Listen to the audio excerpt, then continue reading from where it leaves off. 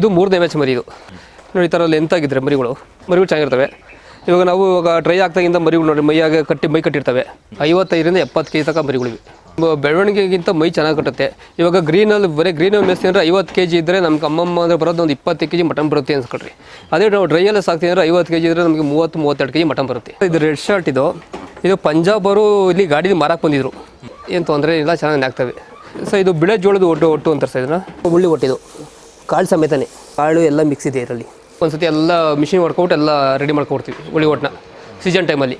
ರಾಗಿ ಹುಲ್ಲು ಅಷ್ಟೇ ರಾಗಿ ಹುಲ್ಲು ಇದೇ ಥರ ಎಲ್ಲ ಪುಡಿ ಮಾಡ್ಕೊಂಡು ಮಡಿಕೊಡ್ತೀವಿ. ಚಕ್ಕೆ ಬೂಸ, ಕಡಲೆ ಒಟ್ಟು, ರವೆ ಬೂಸ, ಹಿಂಡಿ. ದರ್ಶನ್ ಸಾರು ಬಂದು ತೊಗೊಂಡೋಗ್ರೆ ಇಲ್ಲಿಗೆ. ಚಿಕ್ಕಣ್ಣ ಸಾರು ಬಂದು ತೊಗೊಂಡೋಗಾರೆ. ದರ್ಶನ್ ಸಾರು 21 ಮರಿ ತೊಗೊಂಡೋಗಾರೆ.